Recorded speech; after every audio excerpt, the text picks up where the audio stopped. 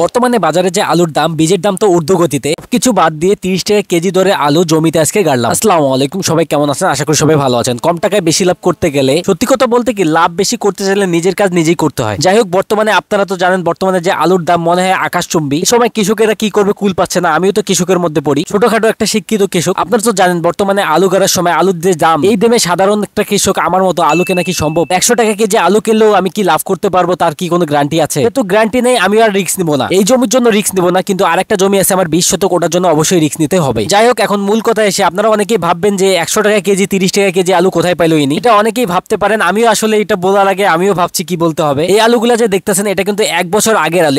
এগুলো কিন্তু আবার বীজ আলু আপনারা মনে করেন না, এগুলো হচ্ছে খাওয়ার জন্য যে আলুগুলো বিক্রি করা হয় সেই আলুগুলো এগুলো আলু। গত বছর যখন আলুর দাম 25 থেকে 30 টাকা কেজি ছিল তখন আমি বুনছিলাম খাওয়ার জন্য, এই আলুগুলো কলেস্টারে থুইছিলাম খাওয়ার জন্য, ওগুলো আজকে নিয়ে আসছে, এগুলো আসলে বুনবো। এখানে 15 শতক জমি, এখানে আমার আলু লাগে প্রায় 100 কেজির মতো। এখানে আমি গাড়বো আপাতত হলো 80 কেজির মতো আলু। তাই বলে আপনারা মনে করেন না যে পুরোটাতে গাড়বো, কিছু জমি আসলে বাকি রাখবো, এগুলোতে আমি শাকসবজি আবাদ করব। বর্তমানে আলুর বাজারটা আসলে সিন্ডিকেটে ধরে রাখছে। আমার মতো সাধারণ পাবলিক যাদের আসলে 20 থেকে 25 শতক বা 30 শতক বা ঊর্ধ্বে 50 শতক জমি আছে, তারা কি প্রকৃত যারা কৃষক তারা কিন্তু এবছর আলু গাড়বে না, কারণ তাদের এত টাকা দিয়ে আলু কেনার সামর্থ্য নাই। সামর্থ্য থাকলেও সামনে কি লাভ হবে কি নাই এই চিন্তা ভাবনা করে অনেকেই কিনবে না। আমি যদি আলুগুলা নিজে না কাটতাম, যদি কামলা দিতাম, এখানে আমার কামলা খরচ হতো হলো প্রায় 1000 টাকা। 1000 টাকা সেভ করার জন্য নিজের কাজ নিজে করলে শরীরটা ভালো থাকবে এবং মনও ভালো থাকবে। আলুগুলো এভাবে দিচ্ছি, এটা মনে করেন না যে এভাবে আলুগুলা গাড়বো। আলুগুলা বসে বসে আসলে 4 আঙ্গুল ফাঁক ফাঁক করে আলুগুলা কাটতে হবে। আমাদের উত্তরবঙ্গে আলু এভাবেই গাড়ি আমরা। প্রথমে লাঙ্গল দিয়ে চাষ করে নেই, 4 আঙ্গুল ফাঁক ফাঁক করে আলু বুনি, তারপর আবার লাঙ্গল দিয়ে চাষ করে আলুগুলা মাটি দিয়ে ফেলি। আপনাদের ওইদিক আলুর দাম কত করে যাচ্ছে, মানে কত করে কেজি যাচ্ছে, কমেন্ট বক্সে অবশ্যই কমেন্ট করে জানাবেন। আমার চ্যানেলটিতে নতুন থাকলে সাবস্ক্রাইব করবেন অবশ্যই। 3 মাস পর আমি আপনাদেরকে দেখাবো যে কেনা আলুর ফলন কেমন হয় এবং খরচ কিরকম যায়। 3 মাস পর আপনাদেরকে হিসাব দেবো এবং লাভ কত টাকা হলে এটারও হিসাব আপনাদেরকে অবশ্যই দিব। গত বছরের আলু যারা কলেস্টারে রাখছে তারা মনে হয় এবছর কোটিপতি হয়ে গেছে। সত্যি কথা বলতে কি, কোটিপতিরাই বারবার কোটিপতি হয়, গরিবরা কখনো কোটিপতি হয় না। আলু গাড়াচ্ছে,